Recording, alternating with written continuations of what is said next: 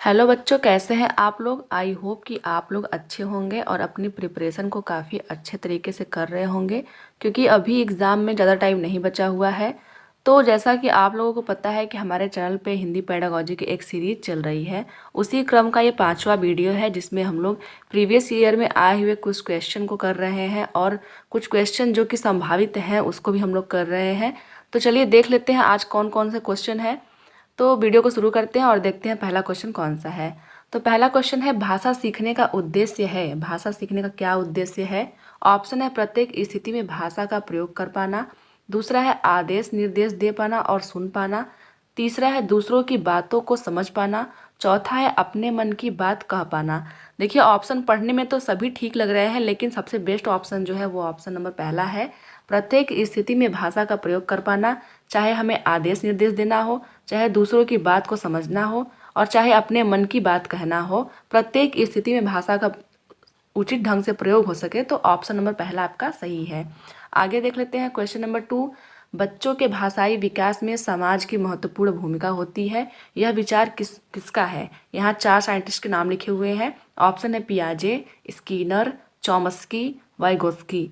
तो जैसा मैंने बताया है, भाषा विकास जब भी बात होती है तो हम लोग हमेशा चॉम्स्की को टिक करते हैं, लेकिन यहाँ क्वेश्चन पूछा है कि समाज की महत्वपूर्ण भूमिका होती है और सोशल डेवलपमेंट थियरी वाइगोस्की ने दिया हुआ है। इसीलिए जो बच्चों के भाषाई विकास होता है उसमें समाज की महत्वपूर्ण भूमिका की बात वाइगोस्की करते हैं, इसलिए ऑप्शन नंबर 4 आपका बिल्कुल सही है। तो आगे क्वेश्चन देख लेते हैं। क्वेश्चन नंबर 3, विद्यार्थियों का भाषाई विकास समग्रता से हो सके, इसके लिए सबसे उपयुक्त अनुशंसा होगी। यहाँ भाषाई विकास समग्रता से हो सके, इसके लिए कौन सी अनुशंसा सही है। ऑप्शन है, शब्दकोश एवं विश्वकोश के प्रयोग की। दूसरा है, भाषा के विविध अवसरों की। तीसरा है, सतत एवं व्यापक आकलन की। चौथा है, सर्वोत्कृष्ट पाठ्य पुस्तकों की। तो देखिए, हमें सबसे अच्छी अच्छी पाठ्य पुस्तकें प्रोवाइड करवाने से भी भाषा का विकास नहीं हो सकता है, इसलिए ऑप्शन नंबर 4 आपका गलत है। यहाँ विश्वकोश की बात किया हुआ है, इसलिए ऑप्शन नंबर पहला भी आपका गलत है। 2 ऑप्शन देख लेते हैं हम लोग, भाषा के विविध प्रयोग के अवसरों की, सतत एवं व्यापक आकलन की। तो यहाँ भाषाई विकास को करना है हमें, तो हमें सतत एवं व्यापक आकलन पर ध्यान देना होगा। हमें प्रतिदिन और बहुत ही लंबे समय तक आकलन करना होगा, जिससे बच्चों के भाषा का विकास हो सकेगा। तो ऑप्शन नंबर 3 आपका बिल्कुल सही है। आगे देख लेते हैं हम लोग क्वेश्चन नंबर 4। लिखित भाषा का प्रयोग। लिखित भाषा का प्रयोग कहाँ होता है। केवल प्रतिवेदन लेखन में किया जाता है, कार्यालयी कार्यों के लिए ही किया जाता है, आगे है अपनी अभिव्यक्ति के लिए किया जाता है, चौथा है केवल साहित्यिक सृजन के लिए किया जाता है। तो हमें पता है जो लिखित भाषा होता है, मौखिक भाषा होता है, उसका जो मेन उद्देश्य है वो है कि हम लोग अपनी अभिव्यक्ति को कर सके। तो ऑप्शन नंबर 3 आपका बिल्कुल सही है। और बाकी जितने भी ऑप्शंस हैं उसमें कुछ निगेटिव वर्ड्स जैसे केवल, ही और केवल का यूज करके इन सब ऑप्शन को आपका गलत कर दिया है, इसलिए क्वेश्चन नंबर 4 का ऑप्शन नंबर 3 आपका बिल्कुल सही है। आगे देख लेते हैं। भाषा की कक्षा में भाषाई खेलों का आयोजन मुख्यतः। यहाँ भाषाई खेलों के आयोजन के बारे में पूछा हुआ है कि क्यों किया जाता है। ऑप्शन है, भाषा सीखने की प्रक्रिया में स्वाभाविकता लाना है, आकलन का काम करता है, रोचकता और जोश लाता है, अध्यापक के काम को सरल बनाता है। तो देखिए, जो भाषाई खेलों का जो आयोजन होता है वह बच्चे को रोचकता और जोश लाता है, इसके लिए क्या करते हैं, क्योंकि भाषाई खेलों से बच्चे जो है वो रुचिपूर्वक उसमें पार्टिसिपेट करेंगे और खेल खेलने से उनके अंदर जोश भी आएगा, एनर्जी भी आएगी। तो ऑप्शन नंबर 3 आपका बिल्कुल सही है। आगे देख लेते हैं। अगला क्वेश्चन है 6 नंबर का, कहानी कविताओं पर चर्चा करने एवं प्रश्न पूछने का उद्देश्य है। देखिए, जो कहानी कविताएं होती है उसका डायरेक्ट रिलेशन होता है हमारे चिंतन कौशल से और इससे हमारे कल्पनाशीलता का विकास होता है। तो ऑप्शन देख लेते हैं। भाषा की विभिन्न छटाओं का अनुभव कराना, कल्पनाशीलता का पोषण करना मात्र है, भाषा सीखने का आकलन करना मात्र है, साहित्य के प्रति बच्चों की रुचि जागृत करना है। तो जैसा मैंने पहले बताया है कि जो कविता और कहानियाँ होती हैं उससे बच्चों के कल्पनाशीलता का विकास होता है। कल्पनाशीलता का डायरेक्ट मतलब होता है कि बच्चों के चिंतन का विकास, चिंतन कौशल का विकास होता है, इसलिए ऑप्शन नंबर 2 आपका बिल्कुल सही है। आगे देख लेते हैं क्वेश्चन नंबर 7। भाषा का अस्तित्व एवं विकास डैश के बाहर नहीं हो सकता। यहाँ हम लोग क्या भरेंगे जिसके बाहर नहीं हो सकता है। भाषा का विकास परिवार, साहित्य, समाज, विद्यालय। देखिए, परिवार के बाहर तो विद्यालय होता है, तो विद्यालय में आपका हो सकता है। साहित्य से भी भाषा का विकास होता है, लेकिन साहित्य जो नहीं पढ़ता है उसका भी भाषा विकास होता है। इसलिए ऑप्शन नंबर 3 आपका बिल्कुल सही है। समाज के बाहर भाषा का अस्तित्व ही नहीं रहता है। किसी और समाज में आप जाएंगे तो हो सकता है वहाँ कोई और भाषा बोली जाती हो, तो आपके भाषा का अस्तित्व वहाँ नहीं रहेगा। तो ऑप्शन नंबर 3 आपका बिल्कुल सही है। आगे देख लेते हैं क्वेश्चन नंबर 8। किसी समावेशी कक्षा में कौन सा कथन भाषा शिक्षण के सिद्धांतों के अनुकूल है? यहाँ भाषा शिक्षण के सिद्धांतों के कौन सा कथन अनुकूल है वो देखेंगे हम लोग। ऑप्शन है प्रिंट समृद्ध माहौल भाषा सीखने में मदद करता है। यहाँ प्रिंट समृद्ध माहौल की बात की गई है। दूसरा है बच्चों के अनुभवों के आधार पर बच्चे अपने अनुभवों के आधार पर भाषा नियम नहीं बना पाते हैं। तीसरा है भाषा विद्यालय में रहकर अर्जित की जाती है, विद्यालय में रहकर। चौथा है व्याकरण के नियमों का ज्ञान भाषा विकास की गति त्वरित करता है।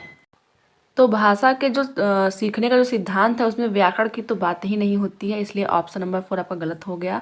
ऑप्शन नंबर 3 भी आपका गलत है, क्योंकि भाषा विद्यालय में रहकर अर्जित की जाती है, यह बात बिल्कुल गलत है, क्योंकि भाषा परिवार में समाज में रहकर भी अर्जित की जाती है। और दूसरा है बच्चे अपने अनुभव के आधार पर भाषा नियम नहीं बना पाते, ये बात बिल्कुल सही है। बच्चे अपने अनुभव के आधार पर भाषा नियम बनाते नहीं हैं, बल्कि जो भाषा के नियम बने हुए हैं उसको सीखते हैं। तो ऑप्शन नंबर 2 आपका बिल्कुल सही है। आगे हम लोग बात करेंगे अगले क्वेश्चन के बारे में।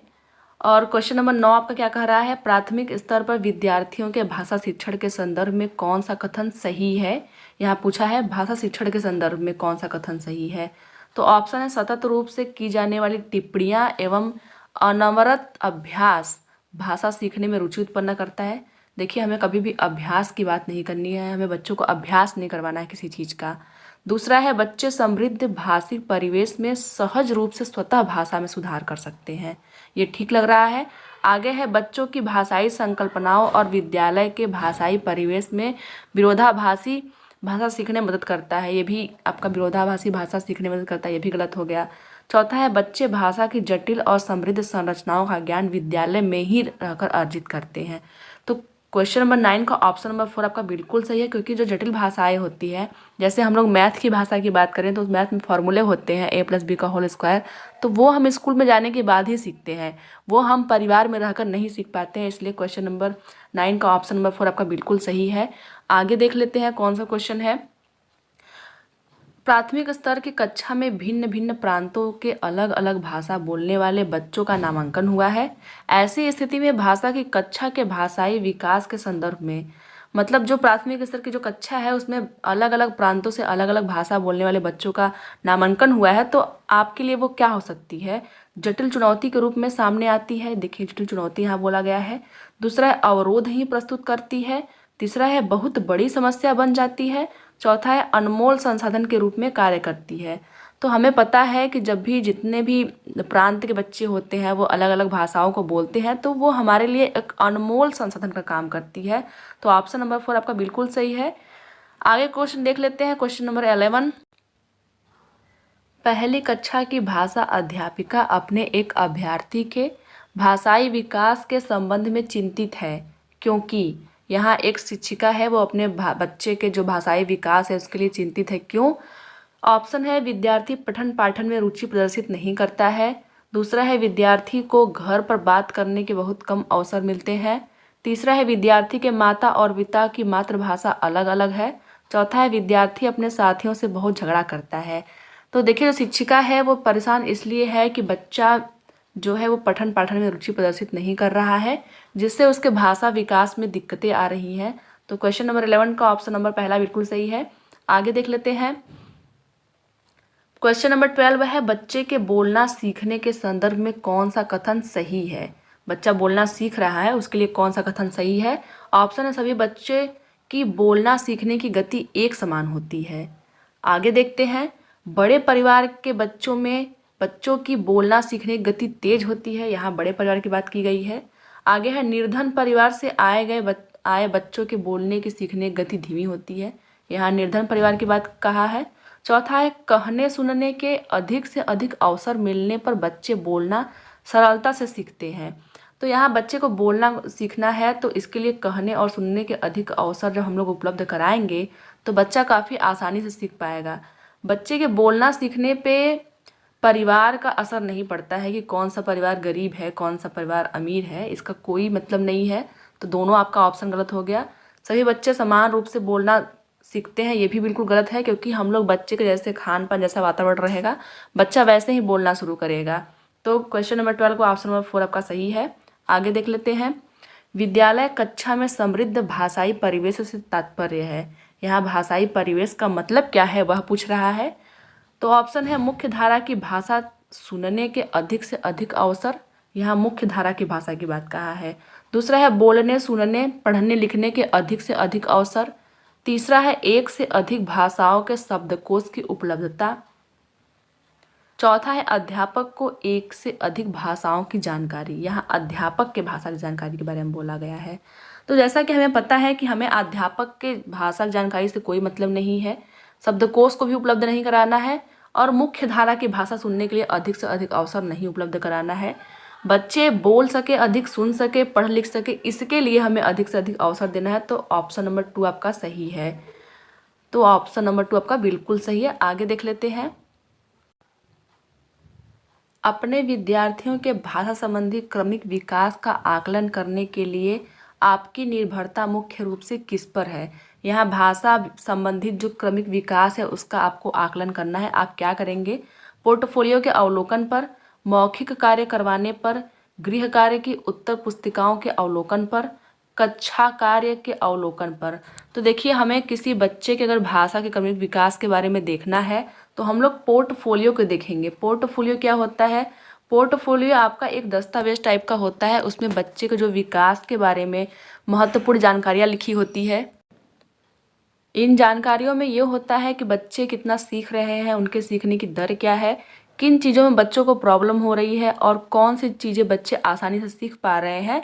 तो हर बच्चे का पोर्टफोलियो अलग अलग होता है, इसलिए हमें जब भी आकलन करना है तो बच्चे को पोर्टफोलियो को देखेंगे। तो क्वेश्चन नंबर 14 का ऑप्शन नंबर पहला सही है। आगे देख लेते हैं क्वेश्चन नंबर 15। आपके विद्यार्थी पाठ में आए नवीन अपरिचित शब्दों के अर्थ जान सके, इसके लिए आप क्या करेंगे?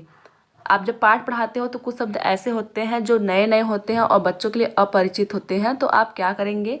पाठ के अंत में दिए गए शब्दार्थ देखने के लिए कहेंगी, शब्दकोश देखना सिखाएंगी, शब्द का अर्थ लिखकर बताएंगी, पाठ के संदर्भ में अर्थ समझने की स्थिति पैदा करेंगी।